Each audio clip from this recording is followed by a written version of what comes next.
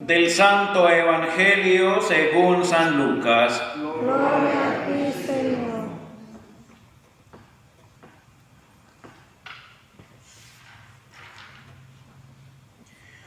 Cuando los dos discípulos regresaron de Emaús y llegaron al sitio donde estaban reunidos los apóstoles, le contaron lo que había pasado en el camino y cómo habían reconocido a Jesús al partir el pan. Mientras hablaban de esas cosas, se presentó Jesús en medio de ellos y les dijo: «La paz esté con ustedes». Ellos, desconcertados y llenos de temor, creían ver un fantasma. Pero él les dijo: «No teman, soy yo». ¿Por qué se espantan? ¿Por qué surgen dudas en su interior? Miren mis manos y mis pies. Soy yo en persona. Tóquenme y convénzanse. Un fantasma no tiene ni carne ni huesos como ven que yo lo tengo. Y le mostró las manos y los pies. Pero como ellos no acababan de creer de pura alegría y seguían atónitos, les dijo: ¿tienen aquí algo de comer? Le ofrecieron un trozo de pescado asado.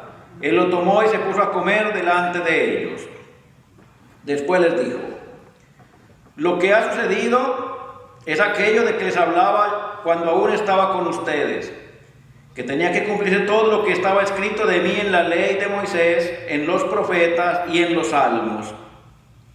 Entonces les abrió el entendimiento para que comprendieran la escritura y les dijo: está escrito que el Mesías tenía que padecer y había de resucitar de entre los muertos al tercer día, y que en su nombre se había de predicar a todas las naciones, comenzando por Jerusalén, la necesidad de volverse a Dios para el perdón de los pecados.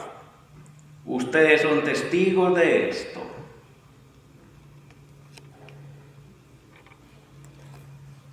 Palabra del Señor. Gloria a ti, Señor Jesús. Tengan la bondad de sentarse un momento. Seguimos reflexionando el libro de los Hechos de los Apóstoles. Estamos en el capítulo 3 del libro de los Hechos de los Apóstoles y también el capítulo 24 de San Lucas. Es una continuación de lo que veníamos leyendo ayer. Y nos dice hoy el Hecho de los Apóstoles que ya después de que el paralítico pues quedó sano, dice, no se le despegaba a los apóstoles en ningún momento. Dice, y la gente se apiñaba para verlo y para ver lo que los apóstoles habían hecho. Ese es un signo bien importante, o más bien varios. Primero, la gratitud de este hombre que ha sido sanado. Dice, él continuó caminando con los apóstoles y continuó dando testimonio del acontecimiento que había sucedido en él. Es una forma de agradecer lo que ellos habían hecho por él. Pero viene la otra parte, dice, la multitud se acercaba para verlo y para ver lo que han hecho los apóstoles, y dice, pues quedaban admirados de lo que veían, cómo este hombre, después de toda su vida, estaba caminando. Y aquí algo bien importante que Pedro dice, y que de alguna manera pues también nos invita a nosotros a vivir eso, pero dice, esto que ha pasado no lo hemos hecho con nuestro propio poder, no hemos sido nosotros, ha sido con el poder de Dios. Lo que ha sucedido no es obra nuestra o nuestro poder, es obra de Dios. Ellos no se atribuyen ese milagro, aunque Pedro y Juan lo habían hecho, pero de alguna manera no es obra nuestra, es obra del Señor. Porque la finalidad de Pedro y de Juan y de los apóstoles era dar testimonio del Señor, de anunciar a Cristo resucitado y no de promoverse ellos mismos. Y esta es la importancia de un buen evangelizador. O sea, llevar a Jesucristo, predicar a Jesucristo, no promoverse a sí mismo. A veces encontramos en nuestras vidas predicadores o evangelizadores que se promueven a sí mismos en lugar de anunciar a Dios. Y la misión del evangelizador, del predicador, es anunciar a Jesucristo por encima de todo, con toda la verdad, a pesar de las consecuencias que puedan surgir. Vamos a ver más adelante, aquí en el libro de los Hechos de los Apóstoles, un poquitito más adelante, capítulo 4, creo que mañana lo vamos a leer. A Pedro y a los demás apóstoles los apedrearon, los encarcelaron, les prohibieron, no sigan hablando en nombre de ese Jesús, porque no están haciendo culpables de la muerte de este hombre. Y Pedro dice, ni modo, hay que obedecer primero a Dios antes que a los hombres. Yo le dije a la comunidad, ustedes lo mataron, ustedes lo crucificaron, ustedes dejaron guiar por sus jefes y lo crucificaron, pero ese Jesús que murió ha resucitado.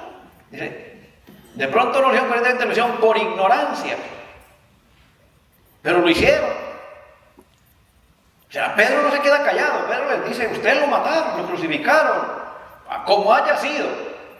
Porque ahí vienen las excusas, ¿no? Yo no sabía, es que no me dijeron, es que si hubiera sabido, pues no lo hubiera hecho, ¿no? Pero como haya sido, ustedes lo crucificaron, ustedes lo mataron, como haya sido, por ignorancia, por lo que haya sido, lo crucificaron. O sea, Pedro no se queda callado. Les dice, ese Jesús que ustedes mataron es el que con su poder ha hecho caminar a este hombre. No por nuestro poder, por el poder de Dios. Es su poder el que ha hecho que este hombre quede completamente sano. Entonces, es bien importante, con esa parte, cómo es el Señor el que nos da el poder para cualquier cosa. Y decimos, no, pues yo hice esto, yo hice lo otro, es que esta es obra mía. No, es obra del Señor. Es el Señor el que obra a través de nosotros para que se lleve a cabo su misión. Pero es Él. El mismo Señor lo dice, sin mí ni siquiera pueden mover un dedo. Evangelio de San Juan. Sin mí ni siquiera pueden mover un dedo. O sea, todo lo que hacemos en nuestra vida no es por obra nuestra ni por nuestro propio poder.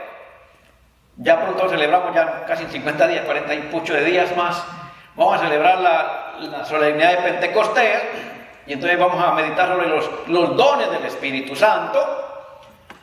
Y esos dones son los que nos llevan a hacer muchas cosas en nuestra vida.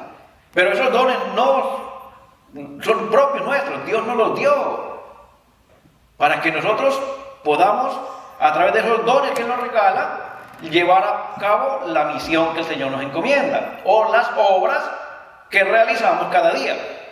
Pero son gracias a los dones que el Señor nos regala a través del Espíritu Santo. Pero no son nuestros. O lo que hacemos no es que lo hagamos con nuestro propio poder, con el poder de Dios. Y eso lo deja claro hoy Pedro, aquí en el capítulo 3 del libro de los Hechos de los Apóstoles. Luego en el Evangelio, San Lucas capítulo 24, que era lo que veníamos reflexionando ayer, dice, después de que los discípulos vuelven de Emaús, recordamos que ellos cuando reconocen a Jesús, se levantan, salen corriendo a llevar el mensaje. Lo hemos visto. Es el Señor verdaderamente ha resucitado. Dice, estaban hablando de esa resurrección, ¿cómo lo habían reconocido? Ayer explicamos eso, ¿cómo lo habían reconocido? Que fue a través de la fracción del pan, como ellos lo reconocieron. Estaban hablando de ello, de cuando el Señor se presentó en medio de ellos. Esto es bien importante. El Señor llegó y se puso en medio de ellos, no a un ladito, en medio. ¿Por qué? Porque el centro de nuestra fe, o más bien el centro de nuestra iglesia, tiene que ser Jesucristo. Y recordemos que los apóstoles representan, o ya comenzaron a representar, la iglesia que el Señor había instituido.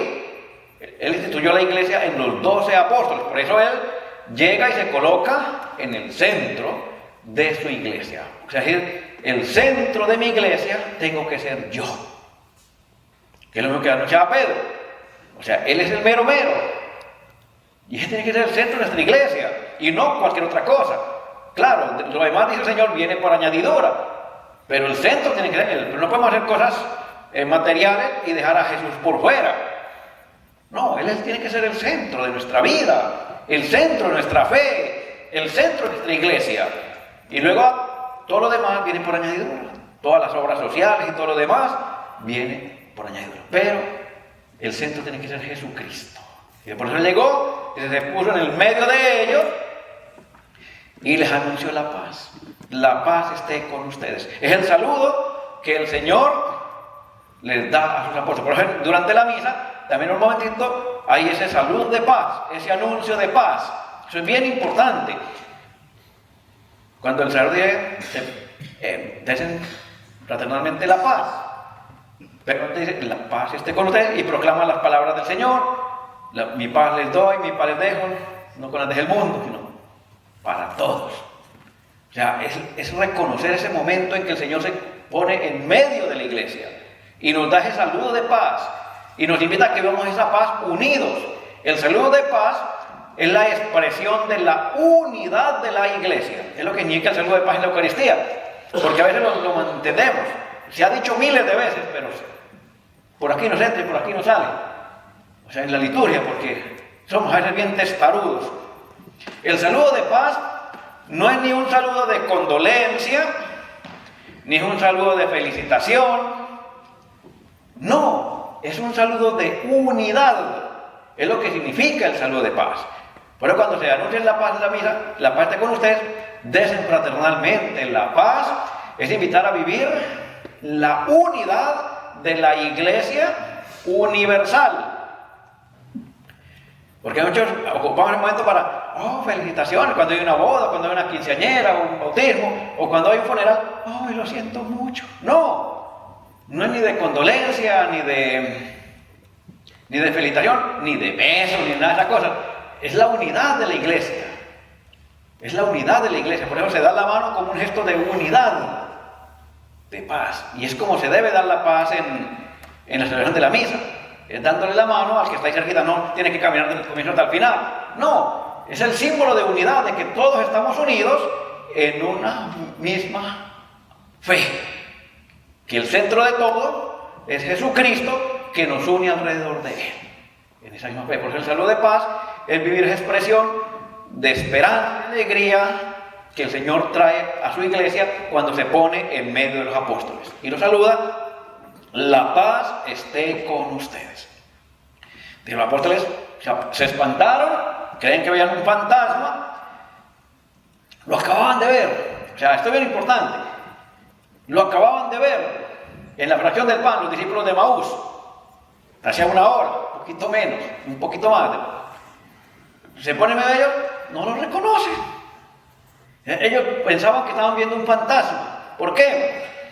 Porque el Señor les decía ayer, ya era un cuerpo glorioso, espiritual. Ya no era el cuerpo físico que Él usaba. Por eso no lo reconocen. Por eso era fácil de ellos, confundirse. ¿Será o no será? Lo acabamos de ver, pero no se parece, ¿no? Ya es otra forma, ¿no? ¿Por qué? Porque Él toma la forma que Él desea. Es un ser espiritual. Dice, pero cuando el Señor les aclara, ellos seguían atónitos, pero ya no de duda, sino de alegría. O sea, es recobrar la alegría. Recordemos los primeros versículos del capítulo 24 que lo leíamos ayer. Los discípulos salieron de Jerusalén y ¿cómo iban? Tristes. ¿Por qué? Porque habían visto morir a su maestro, a su Mesías. O sea, se había perdido la esperanza, incluso se había perdido la fe, o si no se había perdido, se había apocado esa fe. Entonces, vino una tristeza. Dice, pero, hoy nos dice, ellos no podían creer ya, pero de alegría. O sea, vuelve nuevamente esa esperanza, vuelve esa paz que el Señor les trae a sus vidas y cambia sus vidas. Al reconocer que Jesús está vivo. Entonces, es nuevamente ese transformar sus vidas y volverlos a la esperanza de la eternidad, de la vida eterna. Es nuevamente ese momento tan bonito de que ya el Señor no está muerto, el Señor ha resucitado y ya están nuevamente con ellos. Y viene algo bien bonito.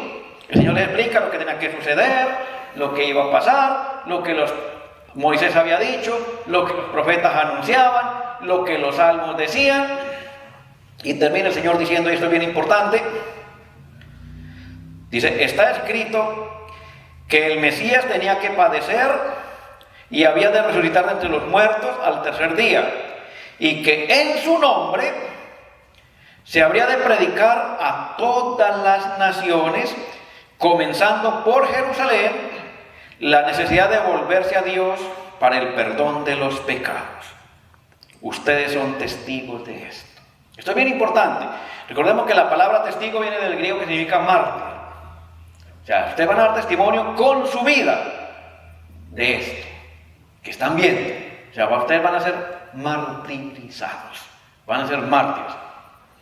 Ustedes son testigos. O sea, no solamente van a anunciar, no solamente van a llevar el mensaje, ustedes van a dar la vida por ello. Ustedes van a ser los primeros testigos. O sea, con su testimonio, con su vida, con su martirio, van a confirmar esto. Y en realidad lo hicieron. Y ellos estaban plenamente convencidos, los que no eran muertos. Nadie muere por una tontería. No, ellos morían porque estaban convencidos que lo hacían por el Señor, que lo hacían para tener vida eterna. Pero también, el Señor les dice, van a dar testimonio no solamente en Jerusalén, van a comenzar en Jerusalén, pero esa predicación va a ser a todas las naciones. El Señor está diciendo, esta iglesia que está aquí alrededor mío, que son todos los discípulos, los apóstoles, esta iglesia que está aquí alrededor mío, tiene que ser una iglesia católica. Esto es bien importante. Tiene que ser una iglesia católica, o sea, van a llevar el mensaje a todas las naciones, a todo el mundo, con su propia vida, con su muerte. Ustedes van a ser testigos, testimonio vivo de este mensaje. Por eso esa iglesia que está aquí a mi alrededor, yo en el centro, tiene que ser una iglesia católica. Católica, que no es el término ahí católico, ¿no? Pero les dice, van a llevar esa predicación, van a predicar ese mensaje, van a llevar ese anuncio a todas las naciones, a todo el mundo. Que es lo que significa la palabra católico. O sea, que ese mensaje sea un mensaje universal, un mensaje para todo el mundo. O sea, el Señor deja claro que está en medio, Él es el centro, su iglesia está a su alrededor, pero no es una iglesia local solamente, sino que es una iglesia universal. Y que ese mensaje se tiene que llevar por todas las naciones. O sea, ¿cuál mensaje? El mensaje de la resurrección. Entonces, por eso nosotros damos testimonio de ello, seguimos anunciando ello, pero también conscientes de dónde surge, de dónde viene esa invitación. Y es la que el Señor les deja a sus apóstoles el día de la resurrección, el mero día de la resurrección.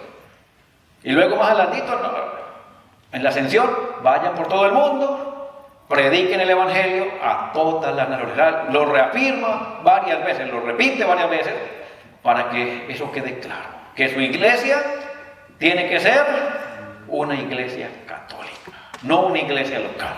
Entonces eso es bien importante, pero nosotros somos católicos, porque ese mensaje que el Señor nos dejó se lleva a todo el mundo, por todo lado, unidos, no cada quien por su lado, sino el mismo mensaje, unidos en la misma fe, teniendo como centro a Jesucristo. Es lo que indica la Iglesia Católica, un mensaje universal, pero a la vez un mensaje de unidad, o unidos todos en la misma fe. Démosle gracias a Dios en este día por regalarnos este día tan maravilloso, por tener la oportunidad de celebrar esta Santa Eucaristía y de compartir tu Santa Palabra. Que el Señor nos bendiga, la Santísima María nos proteja y el Espíritu Santo nos siga dando la sabiduría para llevar con amor y con esperanza y con fortaleza el mensaje del Evangelio a nuestros hermanos por los siglos de los siglos. Amén.